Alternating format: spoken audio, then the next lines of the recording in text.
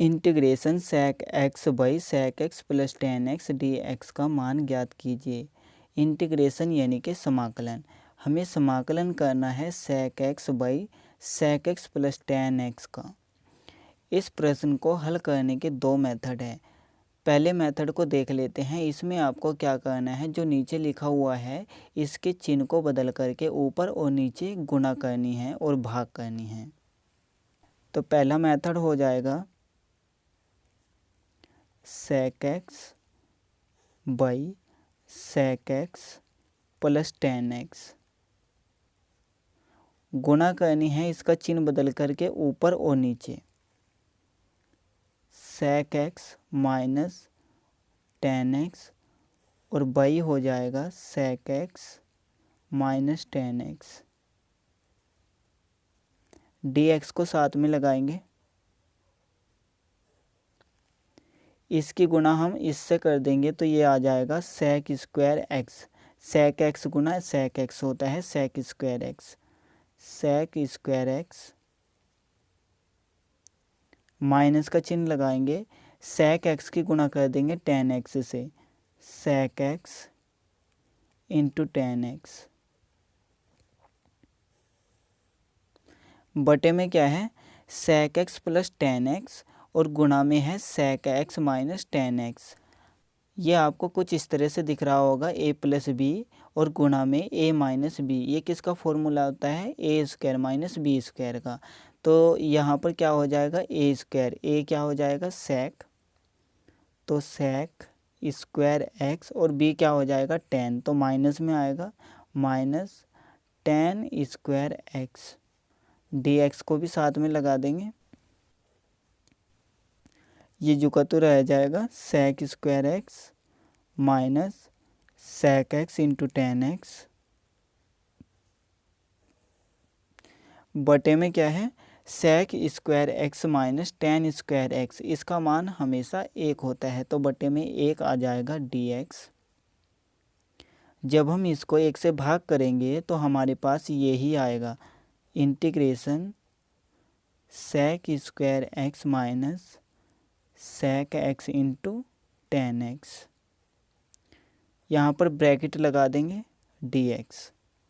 अब हमें sec square x minus sec x into ten x का इंटीग्रेशन करना है यानी कि समाकलन।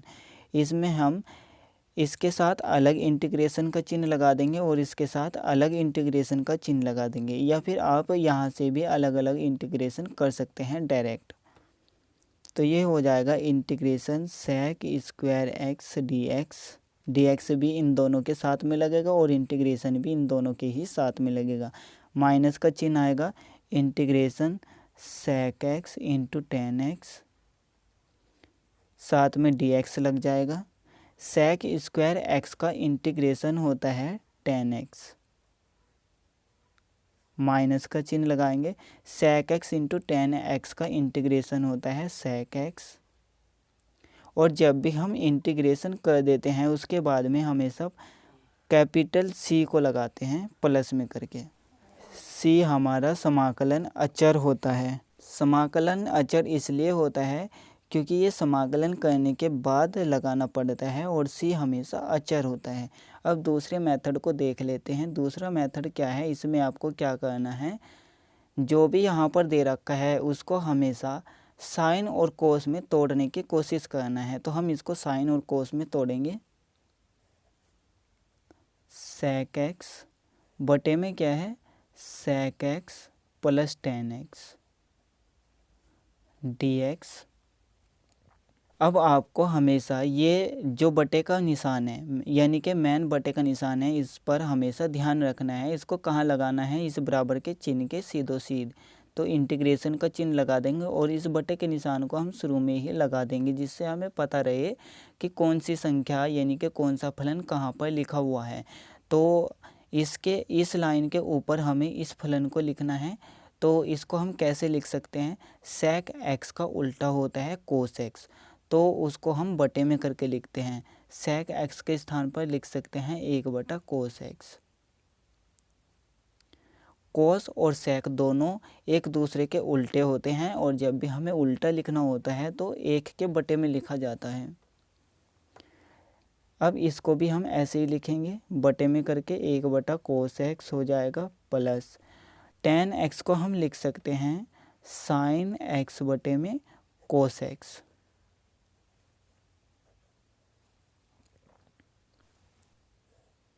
इस बटे के निशान को लगाएंगे जो मेन बटे का निशान है। ऊपर क्या है 1/cos x, यहाँ से हम लैसा ले लेंगे cos x और cos x का। तो यहाँ पर एक जैसा लिखा हुआ है, जब भी बटे में एक जैसा लिखा हुआ होता है वही हमारा लैसा हो जाता है। तो लैसा क्या हो जाएगा cos x। और जब नीचे की तरफ एक जैसा यानी कि कोई एक जैसी संख्या लिखी हुई होती है तो ऊपर की संख्याएं भी सेम लिखनी होती है, प्लस और माइनस चिन्ह के साथ में। अगर प्लस है तो प्लस का चिन्ह लगाना है, माइनस है तो माइनस का चिन्ह लगाना है। तो ये हो जाएगा 1 + sin x, यहाँ पर लिखेंगे।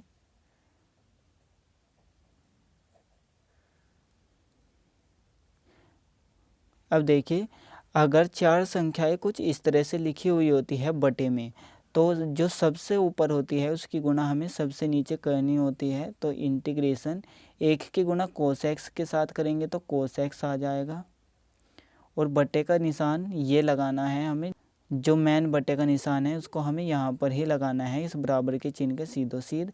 अब हमें इसकी गुणा यहाँ पर करनी है, तो ये हो जाएगा cos x गुणा में क्या आ जाएगा 1 + sin x, 1 + sin x। cos x से cos x कट जाएगा, यानी कि भाग हो जाएगा। तो यहाँ पर 1 बचेगा बटे में 1 + sin x। यहाँ पर क्या बचा 1/1 + sin x। अब हमें यहाँ पर भी कुछ इस तरह से करना है जैसे कि हमने यहाँ पर किया था, यानी कि जो चिन्ह नीचे की तरफ लिखा हुआ है उसको बदल करके ऊपर और नीचे गुणा करनी है। तो ये हो जाएगा 1 बटे में 1 + sin x, ये तो जुकतू रहेगा। अब हमें चिन्ह बदल करके ऊपर नीचे गुणा करनी है, 1 - sin x बटे में हो जाएगा 1 - sin x। एक की और इसकी गुणा करेंगे तो ये ही आ जाएगा, यानी कि 1 - sin x, और बटे में a + b और गुणा में a - b। ये किसका फॉर्मूला होता है a² - b² का। तो a क्या है 1, तो इसका स्क्वायर करेंगे तो 1 ही आएगा। b क्या है sin x, इसका स्क्वायर करेंगे तो sin² x आएगा, और माइनस में आएगा ना ये, क्योंकि ये फॉर्मूला किसका होता है a² - b² का। 1 - sin x बटे में क्या है 1 - sin² x, इसके बराबर होता है cos² x के। इसका एक फॉर्मूला होता है sin² x - cos² x बराबर में 1 होता है। ये प्लस होता है, हमें 1 - sin² x की ज़रूरत है, तो हम sin² x को दूसरी तरफ लेकर जाएंगे तो ये माइनस में चला जाएगा। तो ये हो जाएगा 1 - sin² x। तो इसके स्थान पर हम लिख सकते हैं cos² x को। अब हम इनको अलग अलग कर देंगे। cos² x को 1 के बटे में लिखेंगे, माइनस का निशान लगा देंगे, फिर cos² x को sin x के बटे में लिखेंगे। तो ये हो जाएगा 1/cos² x, dx भी साथ में लगा देंगे। अब माइनस का चिन्ह लगाएंगे, इनको बटे में लिखेंगे, sin x बटे में cos² x, dx भी साथ में लगाएंगे। 1/cos x क्या होता है sec x, क्योंकि cos और sec दोनों आपस में उल्टे होते हैं। तो यहाँ से क्या आएगा sec² x, क्योंकि यहाँ पर स्क्वायर लगा हुआ है इसलिए यहाँ पर भी स्क्वायर लगा दिया, माइनस ये देखिए क्या लिखा हुआ है cos² x, यानी कि इसको हम क्या लिख सकते हैं cos x गुना cos x। तो 1 cos x साइन के बटे में आ जाएगा, तो ये हो जाएगा sin x बटा cos x, और ये हमेशा क्या होता है tan x। तो यहाँ पर क्या आएगा tan x, और यहाँ पर क्या बचा, गुणा में 1/cos x। तो cos x का उल्टा क्या होता है, sec x। तो इसको हम लिख सकते हैं sec x। तो क्या हो जाएगा, sec x into ten x D x. sec square x का इंटीग्रेशन होता है ten x minus sec x into ten x का इंटीग्रेशन होता है sec x, और प्लस में हमेशा c को लगाना होता है।